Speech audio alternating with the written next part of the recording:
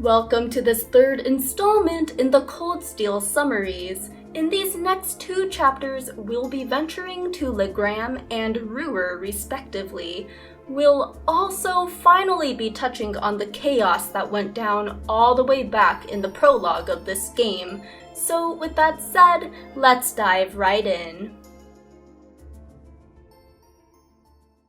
Chapter 5 begins in the peak of summer. Many of Thors' nobles have gone home during the holiday so that they may familiarize themselves with their family's holdings. That leaves the rest of the students and a handful of the nobility that have decided to stay to deal with the sweltering heat back on campus. If only Chairman Irina was able to spare the Academy one of those fancy orbital air conditioners. On a brighter note, this chapter's opening marks the first instance where the entirety of Class 7 is showcased as a real group of friends. Instructor Sarah shows up late, though it's not due to a hangover this time. Today, Class 7 will be welcoming a new student into their ranks, who actually turns out to be not very new to them. What do you know? The laid-back Crow Armbrush strolls in like it's no biggie, leaving Sarah to rehash his awkward situation. It turns out he blew off too many classes last year and is in real trouble of not graduating if he doesn't make them up now. He cheerfully chimes in that there's no need for any of that senpai formality since he's now their official classmate. Gaius points out that the door is still open, and for good reason too, since Crow isn't their only new classmate. In walks in the girl who helped them out back in Nord, Milliam Orion. Of course, her shenanigans aren't complete without introducing her big orbital machine Eregetlem, or Lammy for short. She boisterously tops off her introduction by pulling off a 100% only belongs in an animu pose, exasperating everyone aside from Crow. A couple days later, Instructor Thomas is reviewing Leanne Sandlot's role in the War of the Lions.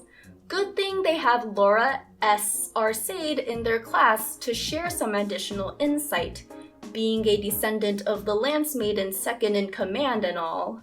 The OG class discusses the two newbies while they're both out with Instructor Sarah. It looks like Chancellor Osborne made good on his promise to have some additional help sent to them within a month's time. Yup, it's Milliam. As for Crow, Rean's description of his laid-back gambling habits is less than flattering, so it looks like they all will have to wait and see how the two new recruits end up meshing with the existing class. Rean receives a call from Toa right as he's exiting the classroom, requesting if he could come pick up Milliam's student notebook. The mountains of work piled up on Toa's desk is nothing new for the diligent student council president. Though not much was disclosed to her, Toa is aware that Milliam was accepted to Thors on a recommendation straight from the Emperor himself. As for Crow, though his grades are less than stellar, Principal Van Dyke believes he has valuable skills and lessons to share with Class 7.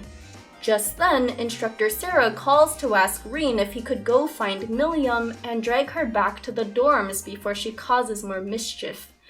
That's how he ends up enlisting the help of Fee and Eustace. The three of them first spotting Milliam at the engineering building. She and Angie are agreeing to a race, but that's gonna have to be put on hold for now. The girl dashes out of the building, then pulls more shenanigans at the pool. Then the academy field, before finally pausing on the school rooftop. Never short on energy, she exclaims how excited she is to do all sorts of fun things at Thors. The other three finally convince her to head back to the dorms with them, but even that doesn't go as well as they'd hoped, since she pulls out Lammy right in the middle of Trista's plaza. At last, the four arrive just as Crow's making himself at home with a nice steaming mug of coffee. Before the day's over, he and Milliam convince Rean to take them in for this month's old schoolhouse excursion. Rean picks up his free day tasks the next morning, though before he departs, Sharon suggests that he bring an umbrella with him. It may look like another boiling summer day, but she has a hunch that such weather won't last. With that, Rean helps the lone member of the occult club, Beryl, obtain snippets of spooky tales involving Thors. Next up is testing out the new sidecar on the Orbital bike with Toa as the passenger. We learn that she'll be attending the trade conference in Crossbell next week, since her adept leadership during the terrorist plot in Heimdall caught the attention of many government officials. Soon enough, it's time for this month's foray into the old schoolhouse. Crow and Milliam do end up pulling their own weight, especially in defeating the powerful foe at the end. Back on the surface, the first signs of rain have started to show. Guess it shouldn't be too much of a surprise that Sharon's hunch was right. Before they call it a day, Crow relays George's observations of that massive orbital machine from last month. It boasts some kind of technology that even George has never seen before. It really is some strange anomaly. On the way back to the dorms, Rean finds himself sharing an umbrella with Rosine while escorting the child Kurt back home. Sharon greets Rean once he arrives back at the dorms and lets him know that dinner may be a little later tonight, since she's preparing something a bit more special to welcome the two new students. Rean offers to help her out and is sent off to pick up some more ingredients. A bespectacled woman crosses paths with Rean just as he's exiting the market. He recognizes her voice, and ding ding ding, it's Misty from Abentime. Working his brain a bit harder, Rean realizes that Misty is just a guise, and that the woman is actually Vita Clotilde, the Azure Diva. The latter is delightedly amused since neither her colleagues at the Opera House nor at Radio Trista seem to have noticed. She removes her glasses and gets up close and personal with Rean for a moment, implying she knows something else about his identity. The moment is over as quickly as it began, with Misty asking Rean to give her regards to those two. Then she heads off to prepare for Abendtime. Rean picks up on the fragrance of lavender and notes how it suits her before returning to the dorms. Emma happens to be in the lobby right as Rean returns. She notices the scent of lavender on him, and his terribly airheaded response does him no favors, so Emma can't help but lightheartedly tease him a bit. Sharon finally pops in from the kitchen, much to Rean's relief, the latter dashing after her to help with the dinner preparations. That night on Abendtime, Misty can't help but playfully include a more souped-up version of her encounter with Rean. The scene shifts to Lunaria Nature Park, where the leaders of the Imperial Liberation Front are gathering for an important meeting. Gideon is speaking with comrades S and V about his role in the attack planned on the upcoming West Zemuria Trade Conference. Since he lost the power of the flute, it makes the most sense for him to venture into the heart of the conflict, even if it really does cost him his life. C finally arrives and asks him one last time if this is truly what he has decided to do. G stands firm in his resolve, dons a helmet, then bids farewell to his comrades. Though the stakes are higher than ever, now's not the time for sentiment, since C, S, and V have their own parts to play in this next operation. Instructor Sarah decides to have some fun with this month's practical exam. She splits the entire class into 3 groups, an all-girls team led by Emma, an all-boys team led by Machias, and a final group consisting of Rean, Milliam, and Crow. Despite their smaller numbers, Rean's team pulls off a win against the guys first with their teamwork. Next up are the girls, who end up facing a similar defeat even with Laura and Fee on the front lines. Then Instructor Neidhart drops by just as they begin going over their field study placements. It turns out that he was largely responsible for setting up their special activity for the month. Each group will be heading to Legram and the Jurai Special Economic Zone, a formerly independent territory, before regrouping at Garrelia Fortress on the final day. Rean is rudely awakened the morning of their field study, or maybe not, depending on who you ask. It appears Eustace was subjected to the same treatment, much to the others' amusement. Before heading to the train station, Rean discovers a special Aubin time sticker from Misty in his mailbox. Then they depart the dorms. The group crosses paths with Lector Arundel right as they're entering the platform. Lecter says bye to Milliam since he's heading off to the trade conference soon, then asks the other students to look after her. He hopes she'll be able to make some good memories, just like he was able to back during his school days. Instructor Sarah strolls in with perfect timing, expecting something from Lecter, who hands over a list of all the Imperial Liberation Front members that they're aware of presently. Lastly, he leaves her with a rather ominous warning from Claire. On the train ride, the students go over the basics of Laura's hometown of Legram, located in the southeast of the Empire on the shore of Lake Ebel. Although it's under the jurisdiction of the Kreutzen province, the quaint town has always been known to be rather self-reliant. Furthermore, Legram doesn't quite agree with Duke Alberea's current taxation policies, though, on the other hand, it's said that the reformist faction is attempting to unify the entire country under one tax code. As for Laura's family, her father serves as both the Viscount of Legram and the head of the famed Arcade School of Swordsmanship. Actually, Lord Arcade, or otherwise known as the Radiant Blade Master, could easily be counted among the top 3 strongest people within the entire empire.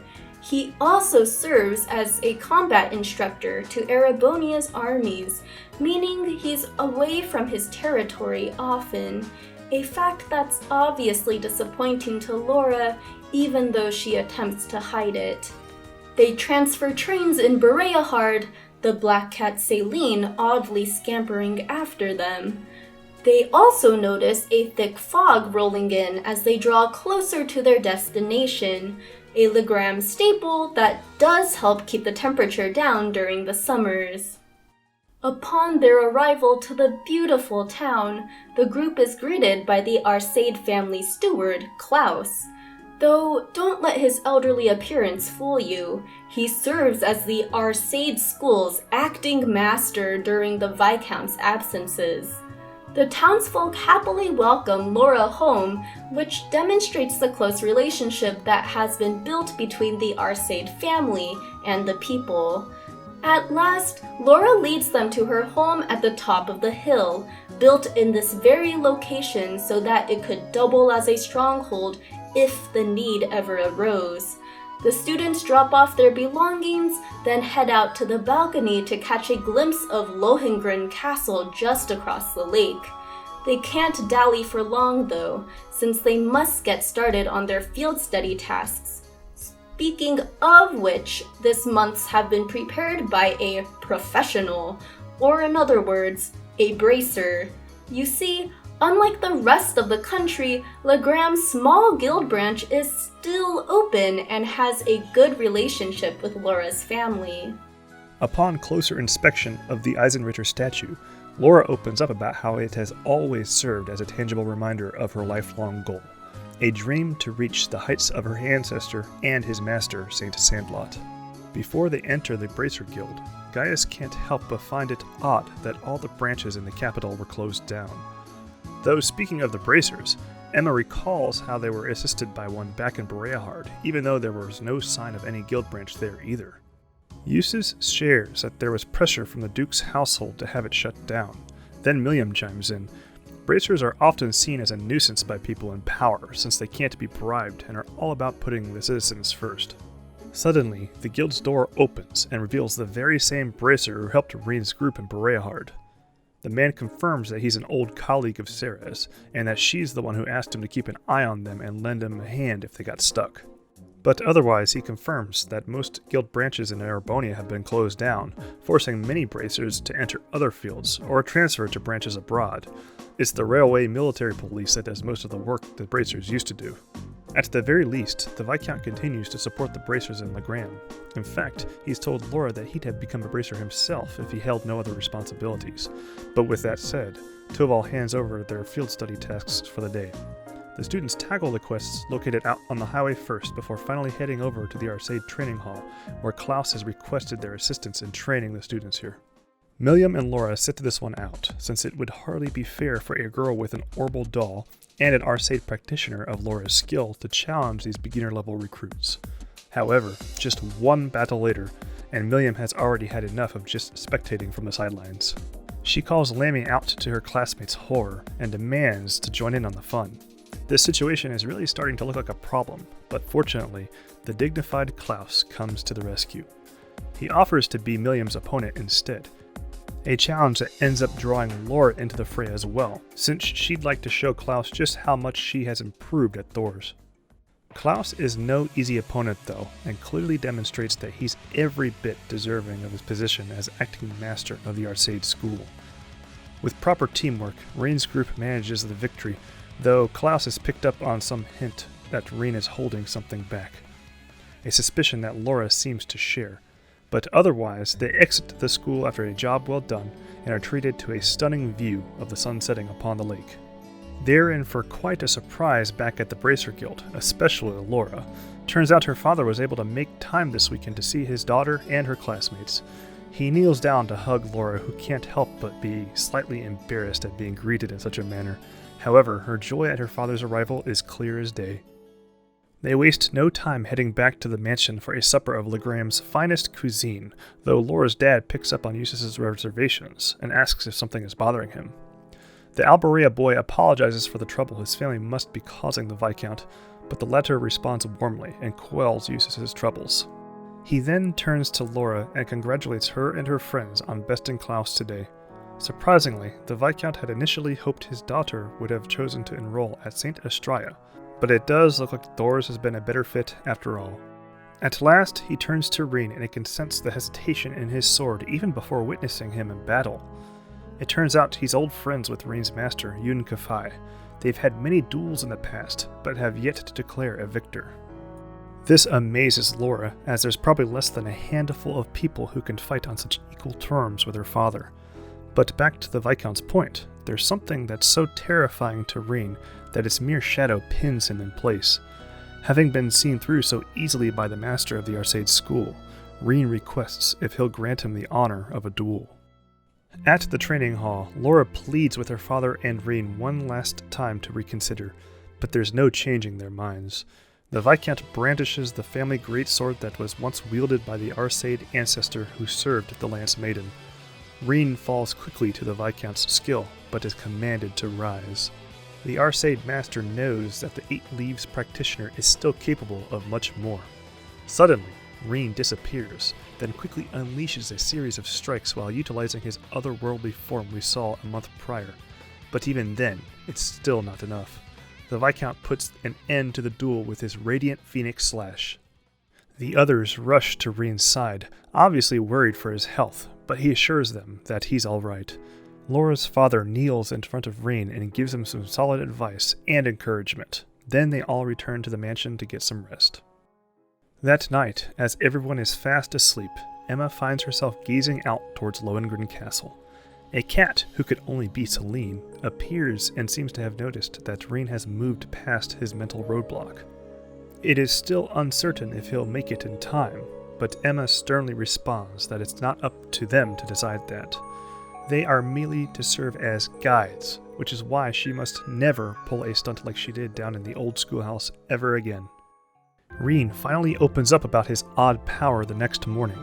He's known about this beast-like side of him since he was a kid, but has always been afraid of it. He actually initially requested Master Yunkenfai's instruction in order to learn how to suppress this power, but it still did nothing to solve his underlying mental roadblock. So in the end, his training was discontinued. However, yesterday's duel really did teach him that he can't deny this part of himself. He must learn to accept it in order to reconcile with his past and look towards his future. With that said, the others are happy that Rean trusted them with this and will support him however they can. Toval has heard about the duel last night and is impressed that Rean challenged the Viscount head-on. He then hands over the tasks for the morning, drawing particular attention to the strange monster extermination that one of the townsfolk submitted. Before that, they help the local sister collect the necessary materials needed to bake pretzels for the annual memorial service held for St. Sandelot and the Eisenritter. Next, they head over to bring down the strange monster, one that Class 7 has never seen before. Though Milliam is in control of a strange orbital doll herself, Lammy appears to be made from a different substance than this metal beast. Back in Legram, a liner all the way from the far-off Lamar province is unexpectedly docked in the harbor. Just then, the group crosses paths with Toval and reports about the mechanical monster, which sparks his suspicion. Before he goes to take a look at the remains, he tells the kids about some high-ranking noble who's currently meeting with the Viscount. They arrive at the mansion just in time to catch the tail end of the tense meeting between the Viscount and Duke Cayenne, head of one of the four great houses. He briefly stops to exchange polite sentiments with Laura and Eustace, his mere presence alone putting them both on edge, before he departs from the Arcade residence. Furthermore, his two bodyguards oddly seem to know quite a bit about Class 7, though they follow after the Duke before the students can say anything. They learn from Laura's dad that the noble faction has actually been acting in secret over the past month, though this news is no surprise for Milliam, the intelligence division operative. Apparently, the faction is planning a large conference in the near future, and has been inviting all nobles, even ones who are not officially part of the political faction. Eustace's father is obviously involved, though Viscount Arcade and Rean's father have remained neutral to this day. Though seeing how things are moving at a quicker pace now, Laura's dad makes for immediate arrangements to meet with the other nobles who have maintained their neutrality before they are swept into Duke Cayenne's plans. Toval arrives just in time to accompany the Viscount. The Bracer just bore witness to Eustace's brother, Rufus Alberea, escorting Duke Cayenne back to Bereahard. He's also just confirmed some troubling news. The mechanical monster that Class 7 destroyed is similar to those which were present at the incident Cassius Bright helped clear up 2 years prior, the very same incident where Toval and Viscount Arcade first met the other. Laura's father apologizes for leaving so early, and Toval leaves the guild to the students until his bracer replacement can arrive tomorrow. Once the two men are gone, everyone comments on how amazing a father the Viscount is. It's no wonder how Laura turned into such an upstanding young woman. A showering of praise on this magnitude leaves Laura a bit embarrassed, and the others only tease her further when she tries to change the subject. They finish up the final tasks of the afternoon, including an exhilarating fishing showdown against Annabelle, and head back to the guild. The tuckered-out Milliam rests, while the others complete the necessary paperwork to close up for the night. Having to take care of the tasks and the forms today has given all of them an even greater appreciation for Toval and his colleagues. Speaking of bracers, Gaius is genuinely curious as to why they aren't seen as more essential in Erebonia if they're regarded as such in so many other countries. That's a good question, since people really admire how they prioritize protecting civilians' lives above all else, an ideal that's becoming all too scarce among the Erebonian nobility as of late. However, Eustace does offer a counterpoint he's heard from his brother. Public funding and donations can only go so far, which means that the closure of so many guild branches was merely inevitable in the Empire. Their discussion is cut short when one of the townsfolk frantically hurries in with dire news. The two young boys, Julian and Carno, are nowhere to be found in town. Earlier that day, they said they were going on an adventure, then apparently took a boat without permission. The students immediately get to waking Milliam and searching the town. Unfortunately, night has fallen with still no sign of the children, leaving the castle as the only place that hasn't been searched yet. The townsfolk prepare a boat for the students, then the group heads across the lake ASAP, noticing a strange glow enveloping the castle and the tolling of a bell. Laura has never seen the castle like this, despite having lived here all her life. Many within the party can sense something strange going on inside, while Emma can sense the presence of the dead. All of this puts the normally carefree Milliam on edge, even going so far as to completely spook her when the doors slam shut the minute they step inside. She immediately calls out Lammy, but some strange barrier makes the Orbital doll's strength completely moot. Emma can acutely sense all the strange phenomena, which draws quite the reaction from her peers. This isn't the first time she's demonstrated such a mysterious ability after all, but she awkwardly works off of Gaius' question and says she's always been very interested in the church.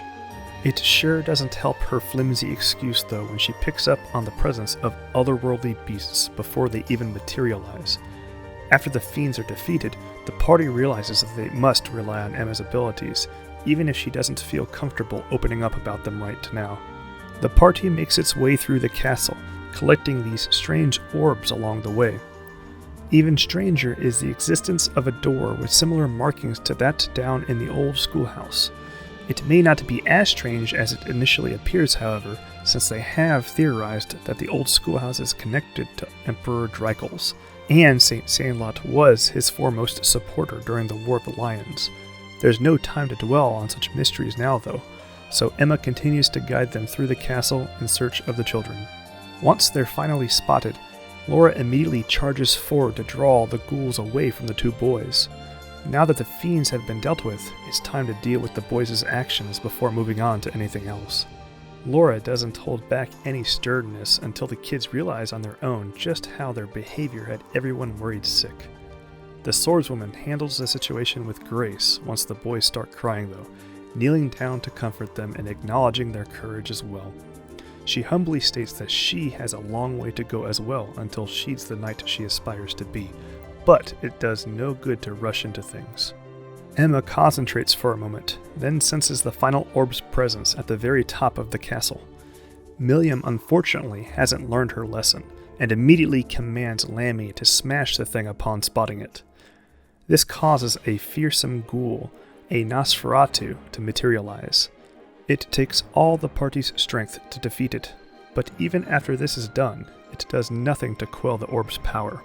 Emma berates herself for being so careless as the orb's magic traps them all, then gives Rean an ominous warning when he attempts to use his otherworldly powers. Though suddenly, a blinding flash pierces through the orb before returning to a figure at the top of the balcony. Rean caught a glimpse of it all. The object appeared to be a lance thrown by a woman with long golden locks, a description that has Laura immediately dashing towards the place he's gazing at. But of course, no such figure is found when they reach the balcony. The strange glow has also disappeared from the castle. Then Laura voices what everyone's been thinking: the Lance Maiden. Up above them, a black cat makes note of the Steel Maiden's appearance, and that they really are out of time. By the next morning, Emma is still donning the innocent act, even after everything the others witnessed her do in the castle last night. And at last, they board the train and say their goodbyes to Legram, with Eustace acknowledging that the other nobility could learn a lot from Laura's hometown, where those of different social classes are still able to get along. The conversation then turns to Garrelia Fortress, one of the largest strongholds in the entire empire, which is often referred to as the wall that protects the nation from the threat of the Calvard Republic. The two massive railway guns are stationed here, though those are aimed at the buffer zone between Erebonia and Calvard, Crossbell State. Milliam sure remembers how intimidating they were when she first laid eyes on them, though the others weren't expecting this at first, The fact that she's been to Garrelia before shouldn't be too surprising. Chancellor Osborne took her and the other Ironbloods to see them once and instructed them to consider what it means that the mightiest weapons constructed since the Great Collapse have been placed here. Speaking of the Chancellor and Lector, today is the day that they depart for Crossbell for the conference, with Toa in tow. Before long, Rean and his friends arrive at the platform where they'll need to transfer lines. The surprisingly large RMP presence doesn't go unnoticed, but Captain Claire shows up with an explanation. Her warm greeting to her fellow Ironblood Millium takes precedent, though. The heightened security is due to the Eisengraf's upcoming passage through the station. And what is the Eisengraf, they ask? Well, they just happen to be here at the perfect time, since moments later, a crimson train rushes past at an extraordinary speed. Rean's crazy eyesight picks up on Toa, Prince Olivert, and finally, Chancellor Osborne himself, as the train whooshes past. Interestingly enough, the Chancellor is the only one who notices and meets Rean's gaze. Back to the Eisengraf, otherwise translated as the Iron Count. It's a special high-speed train reserved for Imperial government officials. It was titled by the Chancellor himself all those years ago when he was first bestowed the title of Count by the Emperor, despite being of commoner blood. Moments later, Group B's train arrives, meaning it's time to say goodbye to Claire for now. Once the train has left, Claire's subordinates report that the proper security is in place. They ask her if she really thinks the terrorists will show up, to which she sternly responds that they will without a doubt. The two groups of Class VII catch the other up to speed regarding their field studies so far. Group B had quite a different experience, having traveled to a region under direct control of the Imperial government, meaning all revenue accrued from Jirai is sent straight to the reformist faction's coffers. Crow quite cheerfully explains that Jirai was added to the Empire around 8 years ago, without much opposition, and is now doing quite well economically. As for Garrelia Fortress, only Elliot, Crow, Fee, and Milliam have seen it in person before. The four are looking forward to the rest of Class VII's reactions upon witnessing it for the first time, since mere photographs fail to capture the sheer scale of the stronghold. Such first-time reactions sure don't disappoint, with some students even getting out of their seats. Why did Instructor Sarah want to bring them here? Considering the Empire's pride in its military, what other reason is there but to show them first-hand proof just what it takes to run an army this powerful? A familiar voice calls out to them on the platform, and they turn to see Instructor Neidhart, Major Neidhart descending the stairs. Even Sarah adopts the proper military protocol when addressing her colleague from Thors. Then the no-nonsense Neidhart leads them to a briefing room. They will be spending 2 days here at Garrelia, though no field study tasks will be assigned. Instead, they will be attending special lectures and participating on a field trip, one that will be held at none other than the nearby proving ground where a military exercise will take place. Though it may seem like a relief that they'll only be observing the exercise, he advises them to mentally prepare for what they're about to witness. Lunch is served before they head over, and it definitely leaves a lot to be desired. Most of Class VII doesn't hold back on describing how bland and stale the food is. In fact, Crow jokingly states it's probably from the same batch he was served last year on his own field study to the fortress. It sure brings back memories for the former Jaeger Fee though, and also Instructor Sarah for some reason. Major Neidhart explains how all the items on their trays are easy to preserve and store, which makes it simple to stockpile them in large quantities. In case a war were to break out, it would pose no trouble to serve a meal such as this. This instills a certain mindset in Erebonian troops, that they should live each of their days as though a war effort depends entirely on them. In other words, soldiers must be just as prepared during times of peace as they are during times of war. Sarah throws in a tidbit that the provincial army eats pretty well, though Adios only knows how they would fare if a real war were to actually break out. Milliam and Fee are aware that their Liberalian neighbors serve up some pretty good food to their troops, while still maintaining an elite military, though this latter part is most likely due to being neighbors to the much bigger and threatening Erebonian army. An announcement then orders the Thors students to board the armored cars that will transport them to the proving grounds. Class VII's first introduction to the Craig the Red is nothing like what they were expecting. He dashes over and envelops his son in a big bear hug the instant he catches sight of him. It brings a tear to his eye to see his boy in the military academy's uniform, while said son gasps for air in the general's bone-crushing grip. Elliot finally snaps his dad out of it, resulting in Lieutenant General Craig addressing the rest of the students as if nothing was amiss. Of course, the stark contrast between Dad Craig and the imposing Lieutenant General Craig is impossible to wrap their heads around. The military exercise for today consists of a simulated firing exercise for the 4th and 5th Armored Divisions.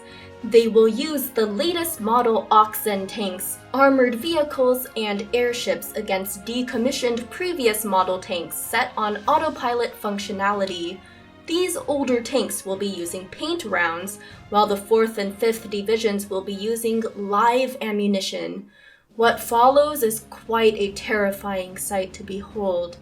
The destructive power of modern warfare places all the students on edge, Elisa noting that it's one thing to view the spec sheets of the Oxens, and another thing entirely to witness the devastation in person. The fact that the Empire has a couple hundred of these stockpiled is a crazy reality to consider. Rean's heart beats painfully in his chest once again as the military exercise comes to an end.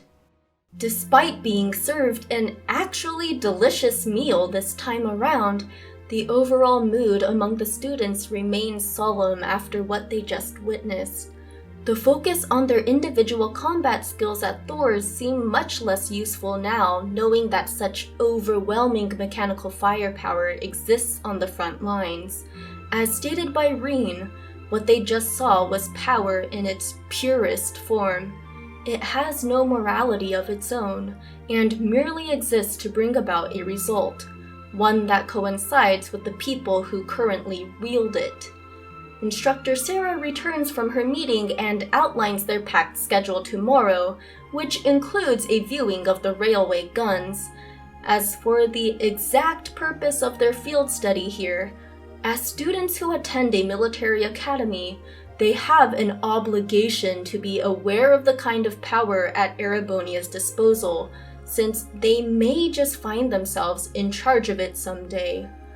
Late that evening, a group of engineers receive an orb mail from HQ, commanding them to fit 20 more Oxens with devices called C-units by the next day's special exercise. They're just in luck as well, since exactly 20 C-units arrived by freight just moments ago. Looks like these poor fellas will be up all night. The West Zemuria Trade Conference begins the next day, while the students push through a grueling physical fitness program. Then, after lunch, they sit down for a special confidential lecture on the terrorists. Not only is the ILF expected to show up at the conference, but a Calvardian terrorist organization is expected as well. The authorities here at Garrelia can't do much though, since the Intelligence Division refuses to share any useful information regarding the terrorists. All they know is that the Intelligence Division has left it to a trusted ally to take care of things. Claire has taken care of security back at home in case an attack on the conference is just a diversion to restrike at the capital. As for the terrorists' identities, G has been uncovered as Michael Gideon, a former professor of political philosophy at the Imperial Academy. S, V, and C have been harder to narrow down, though it's suspected that V used to be part of a Jaeger Corps. They have yet to uncover the source of the ILF's funding as well. With that, the lecture is complete, meaning a viewing of the infamous railway guns is next. Just then, Major Neidhart receives a call from Major Mueller-Vander with dire news. Orcus Tower has come under attack by the ILF via airship, which came with a whole host of mechanical monsters on top of that. Then suddenly, the floor quakes somewhere below the party. They arrive to a hangar that's currently ablaze as various Oxens move out. A group of injured engineers cough out that they just started moving on their own. It must be the C units, or devices, that allow for autopilot capabilities on targets meant for military training exercises. As for how the C units ended up on the Army's most advanced tanks, well, the engineers were merely following orders from HQ last night. The scene outside is absolute chaos.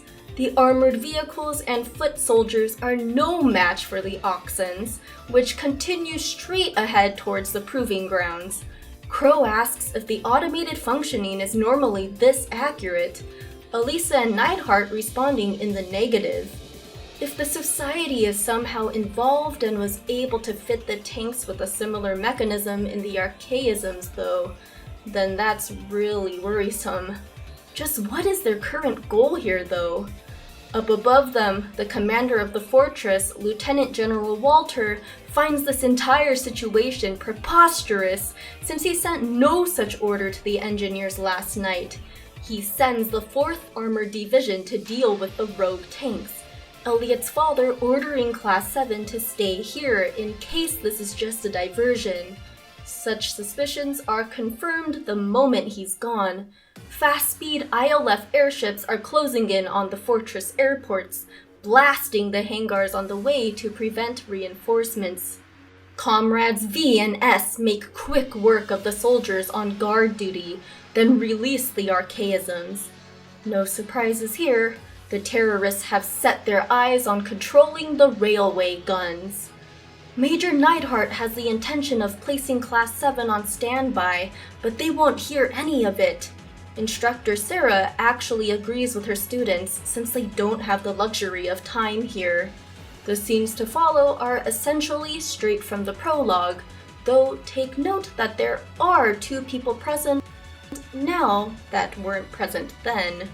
Group A follows Neidhart towards the left railway gun, while Sarah takes Rean's group to secure the right. They come across one of the terrorists' airships, which would have blown them to smithereens if it weren't for Milliam and Lammy. It continues to play out exactly like the prologue, right up to the part where the cannons fire, or not. The first bullet in the guns are a blank to prevent accidental firings, so they book it before the second round can be prepped and launched. A group of terrorists attempts to stop them, but they're swiftly dealt with. That's when Comrade S shows up. She just received word of Gideon's death moments ago, but it's still not too late to honor her comrade's sacrifice by sending the Chancellor straight to Gehenna with him. Comrade S is certainly a tough foe, but her efforts are for naught. Group A defeats her and deactivates the right gun, just as Group B succeeds with the left. However, the sheer tenacity of the other terrorists buys S and V just enough time to board C's ship. C congratulates them all on successfully putting an end to their plans here today, but this is far from the end of it. The terrorists still left at the fortress ingest a potent poison to ensure they cannot betray the ILF's secrets. In the end, the incident at Garrelia was overshadowed by the crisis that occurred in Crossbell, meaning the chaos at the border was never made public. This news brings an end to Chapter 5. Following the growing media coverage on the attempt at the Chancellor's life, rumors began to spread of a connection between the Imperial Liberation Front and the Noble faction. Furthermore, tensions have been steadily increasing across the continent due to Crossbell's intent on becoming a completely independent state. On one of these fine autumn days, the Thors board of directors gathered for their first meeting of the year. Although the national economy has taken a hit since the trade conference, the Academy's students have been doing well at the very least, continuing to produce exam scores higher than the national average. However, Governor Regnitz has taken notice of Class I and II slipping grades. Could this be due to the preferential treatment they receive as nobles? Once again, the governor and Rufus Alberea get caught up in a disagreement, leaving it to Prince Olivert to quell the tensions. This gives Chairman Irina the opportunity to shift the conversation to two pressing topics. One is the need to upgrade the security of the Orbal net. Second is the current feasibility of continuing Class VII's field studies given the current political climate. The others begin to agree with her, but Prince Olivert states Emperor Dreikel's motto for this academy. It's Olivert's firm belief that Class VII's actions at Garrelia Fortress perfectly encompasses his vision. Many would call their actions reckless or foolish, but the fact remains that they did the right thing completely of their own free will. He's proud of their accomplishment and believes these troubling times in Erebonia only serve to make their field studies all the more vital. The resilience they've developed this past year is due to the adversity they've encountered through the special curriculum. Seemingly convinced, the board proceeds to vote on whether this month's field study will be upheld. Meanwhile, in the classroom, Class Pres Emma and Vice Pres Machias attempt to lead the class in brainstorming ideas for the upcoming Academy Festival. They're met with complete silence, which is rather unsurprising considering the current meeting going on downstairs. This month's field study is on the line after all. Though it's also true that no field study would mean more time to prepare for the Academy Festival. It turns out that Milliam has no idea what this festival even entails, though she gets immediately excited after receiving an explanation. They can't just let the other classes show them up. Class I in particular has a score to settle with Class VII ever since the latter took top spot on the midterm exams. Just then, Instructor Sarai returns with the good news that the board unanimously voted to continue the field studies this month, much to the students' relief. With that, they all head downstairs, Machias, Eustace, and Elisa taking this opportunity to speak with their respective family members. Given what happened in Legram, Eustace asks just what the four great houses and, most importantly, House Alberea are up to. Rufus only responds that the nobility are not as united as they may seem, and that even he and their father disagree on several issues. His advice is that Eustace use this time to reflect on his own stance instead of worrying about those of others. As for Elisa, she's actually surprised that her mother was able to make time for the meeting today, given how busy she usually is. Sharon shares that Elisa is quite adept at multitasking herself, though the unimpressed Irina only expected that much. Elisa finally brings up the topic of the railway guns and oxens with her mother and asks if she really has no regrets making them. Similar to Rufus's advice, the chairman tells Elisa to observe and draw her own conclusions instead of relying on those of others. Finally, Prince Olivert gets a chance to thank Class VII for essentially saving his life at the conference. The students are also officially introduced to Major Mueller-Vander of the 7th Armored Division and personal bodyguard of Prince Olivert. He too thanks Class VII for their aid last month. A few days later, and Instructor Sarah is reminding them that first years must participate in the Academy Festival, so if they really can't think of anything, they'll end up having to show their field study reports instead. After class is dismissed, they decide to roam the school on their own and gather intel on what the other classes are doing. Rean heads for the student council room to ask Toa if she has any ideas, but can hear that she's busy leading a meeting. He'll have to come back tomorrow. Later in the day, he comes across George, Angie, and Crow chillin' together and learns that their performance last year was the crowd favorite. Though Toa was the one who really stole the show. Speaking of whom, George and Angie thank Rean and Crow from the bottom of their hearts for saving her last month. Toa happens to catch Rean right as he's heading back to the dorm. She too humbly thanks Rean for saving her life at the trade conference. Even though he tries to brush off his role in it as no big deal, Toa is adamant that he take credit where it's due. But now she must be off if she hopes to finish her buttload of errands. It sounds like a huge task for one person, so Rean offers her a hand that he won't be accepting a no to. The bags quickly pile up and the sun has completely set by the time they're finished. Toa finally realizes just how much Rean is carrying and buys him a coffee to make up for it. This gives Rean a chance to finally ask Toa about what he heard from George and Angie earlier today. She's obviously embarrassed to relive the experience, but if it'll help her sweet fledgling Kohai, she'll muster up her courage. It turns out that the four of them put on a concert, which would be easier to show him than try to explain in words. She asks Rean to meet her in the computer room tomorrow evening. Rean begins another free day the next morning. He helps Mint prepare a full-course home-cooked meal for her uncle's, aka Instructor Makarov's, birthday. Or well, he attempts to at least. The dish she churns out is not very appetizing. Next, he helps Angie with her training via sparring with her and her Taito School of Combat.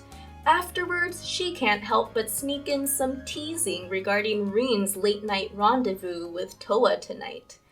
It's finally time for the old schoolhouse excursion of the month, which appears to be their very last since the 6th floor is the final option on the elevator, though nothing in particular occurs after they reach the end. Back outside, the familiar black cat, Celine, scampers up to the party. She approaches Rean in particular, but soon saunters off. In the end, it's a bit of a bummer that their months of exploration have ended in such an anticlimactic fashion. Rean finds Patrick practicing alone in the fencing club room and finally gets him to open up about what's bothering him.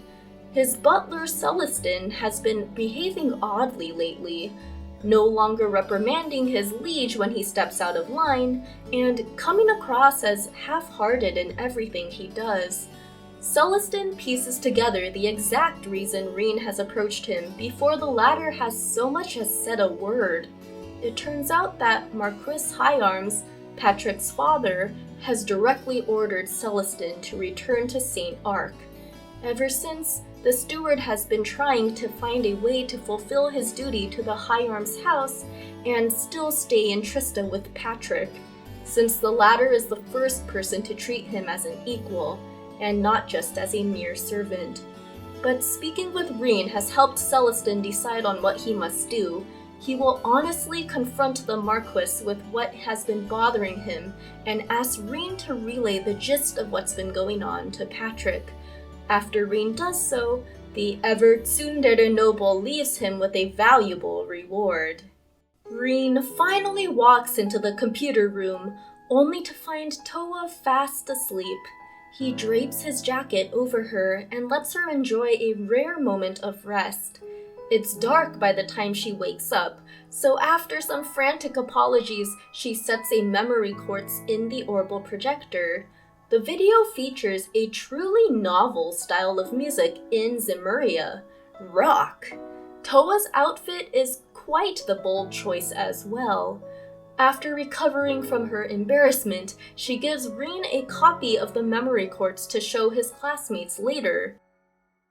The video turns out to be just the kind of inspiration Class VII needed. They ask Elliot, their resident musical genius, if he thinks they can pull something like this off. The fact that a handful of Class VII's members are able to play an instrument makes this idea worth trying. He'll take care of the logistics for anything regarding the music, while Crow agrees to take care of the stage costumes, though the girls throw Rean into the mix to keep the latter in line. A few days later, and their final practical exam is upon them.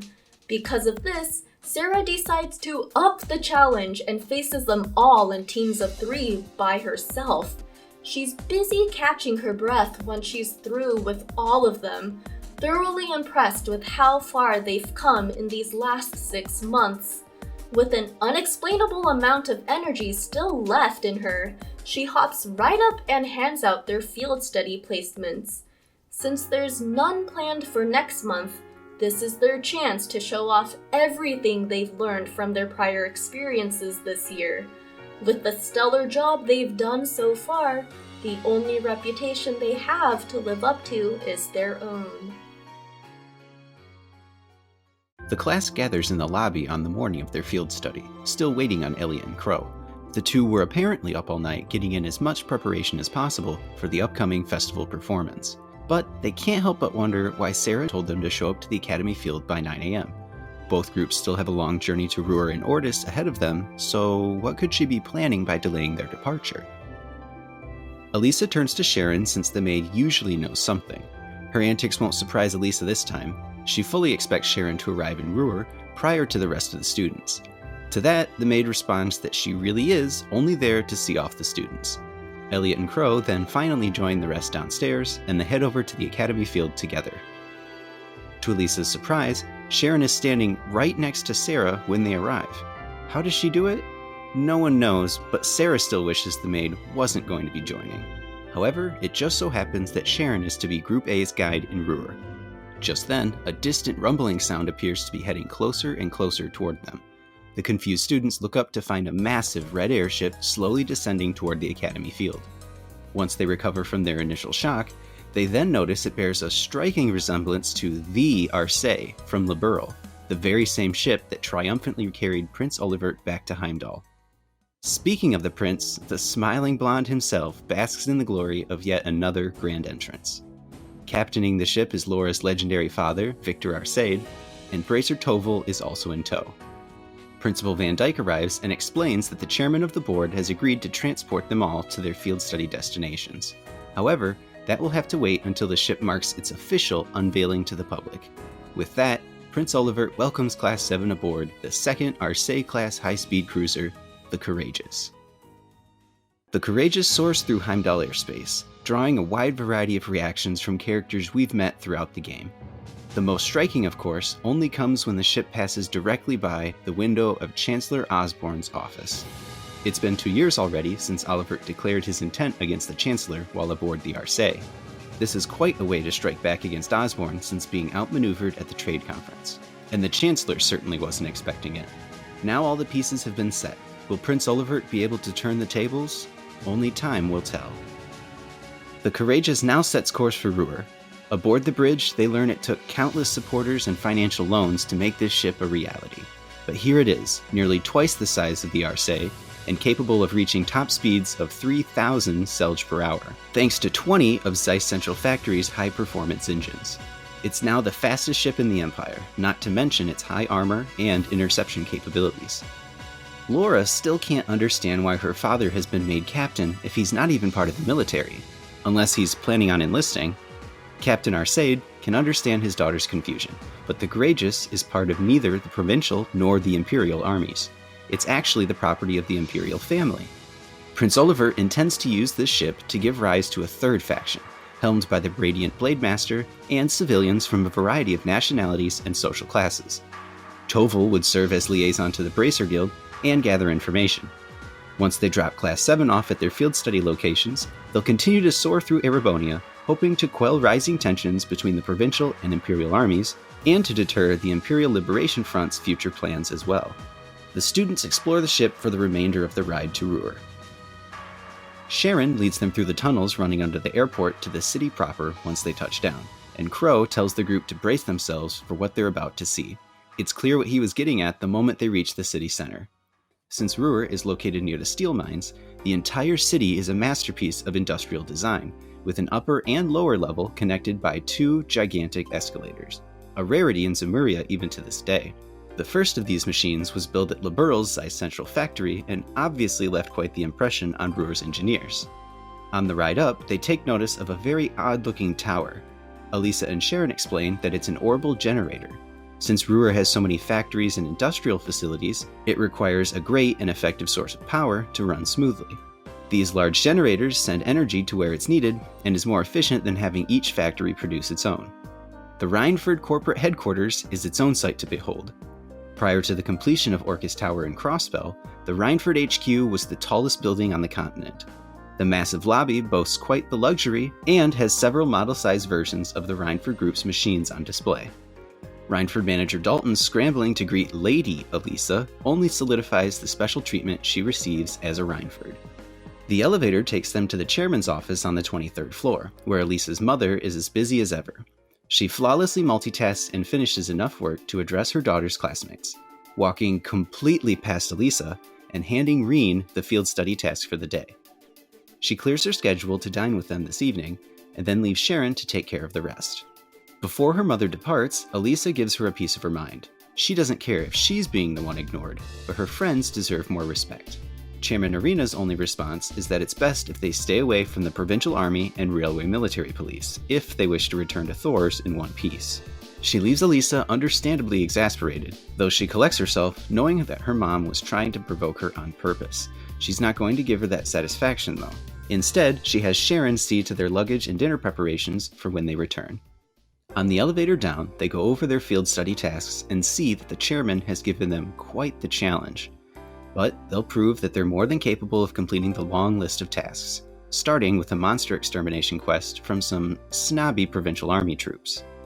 It's finally time to make the difficult uphill trek to the Sachsen Iron Mine, an absolutely gigantic facility from which all of the steel in the Empire originates. The mine itself is actually owned by the House Arnor, also known as the Imperial Family. It prevents any other noble house from monopolizing this vital asset of Erebonia. Some RMP soldiers are heading out when the students walk in. Now, what could they be doing all the way out here? Mine Chief Rudolph greets Elisa warmly, since they know each other from when she used to often visit with Gwyn when she was younger. He also asks if Angie's doing alright. It turns out that she's close to all the miners here, since she actually used to work here part-time, something essentially unheard of for a daughter of a noble. The chief then grants them the key to the mine shaft so they can collect the linium that the great Professor Schmidt has requested. Right after finishing their final request for the day, they notice some kind of commotion going on between the provincial army and the railway military police. The provincial army officer has had enough of the RMP's presence in the Nordia province, though the RMP responds that their current mission grants them authority to be here. Not only this, but the expansion of the railways has allowed the kind of prosperity that the modernized Ruhr enjoys today. The tensions escalate as the provincial army brings in their armored cars, frightening citizens still out and about. That's when Captain Claire arrives to smooth out the situation. The fact that her forces can dispatch from any point within the Empire's sprawling railway system is a tough point to argue against. But that's when Rufus Albareas steps in, taking everyone by complete surprise. If he had boarded one of the trains to Ruhr, she would have been aware of his presence in the city. There's no sign he passed through Ruhr's airport either. This is because he traveled there via the Albarea family's private airship, currently sitting on the outskirts of the highway. In other words, she'd do well not to overestimate her superiority, as everyone has their blind spots. He gets both sides to stand down, and then greets Rean and his friends. Rufus used the maiden voyage of the Courageous to his advantage, and was able to make his trip unnoticed. He says he's looking forward to seeing what Class VII will do for the Academy Festival, and then departs. Elisa suggests that they turn in for the day and ask her mother if she knows more about the current situation in Ruhr. It's time to head to Elisa's home, the penthouse suite of the Rhineford corporate headquarters. Sharon greets them the very moment they step off the elevator, then leads them inside where the students get their first look at their luxurious living quarters for the next 3 days. Sharon has already finished preparing dinner, although Elisa suggests that they don't start just yet since her mother has yet to arrive. That's when Sharon gingerly lays on the bad news that the chairman will not be joining them tonight. Elisa deals with her frustration by scarfing down her food, though her friends eventually convince her to slow down. They finish their field study reports together after dinner, and Elisa says they're free to explore the penthouse as they wish, aside from her room and Sharon's room. Machias enjoys Gwyn's copious selection of books, Crow and Elliot use the time to work on further preparations for the festival, and the girls head off to Elisa's room. Rean then notices Sharon heading downstairs and attempts to get some info out of her. Of course, the maid is unable to share any specifics, but she assures Rean that the chairman is fine. She asks him if he could direct his concern to Lady Elisa instead. So he returns upstairs just as Elisa enters what appears to be an indoor garden. He joins her and marvels at the view from this high up. Though Elisa's family may have changed a lot throughout the years, they've always enjoyed gazing at Ruhr all lit up at night. Rean says he views the mountains of Emir in much the same way. Elisa worries for her mom's health since she only eats well when she's eating with a business partner.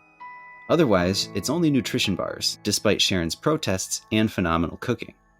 Elisa just doesn't want her mom to let life pass her by. Rean strokes Elisa's hair and says that's really sweet of her, to care about all the important people in her life like that, from her mom to her classmates. She should take comfort in the fact that others are caring for her as well, so why not look into the current Ruhr situation as much as they can while working on their field study? Elisa feels encouraged and says she'll give her contacts a call to see if they have anything to share.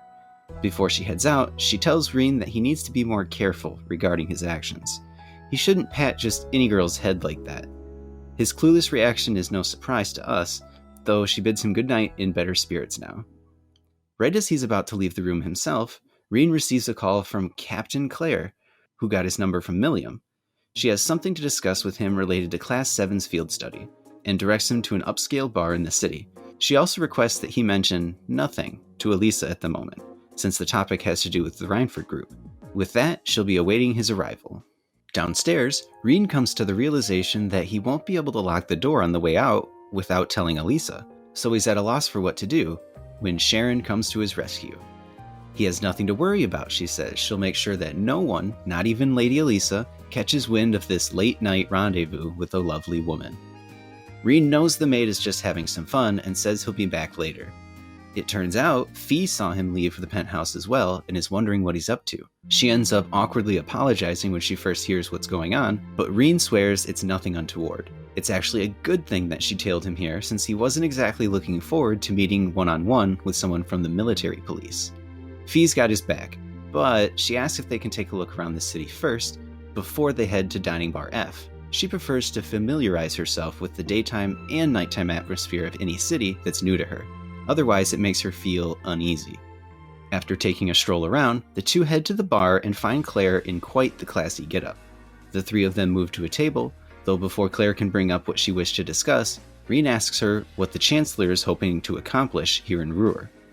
Claire doesn't deny the fact that her boss contributes to the tensions between the nobility and reformists, but at least he doesn't stoop to such levels like giving aid to terrorists.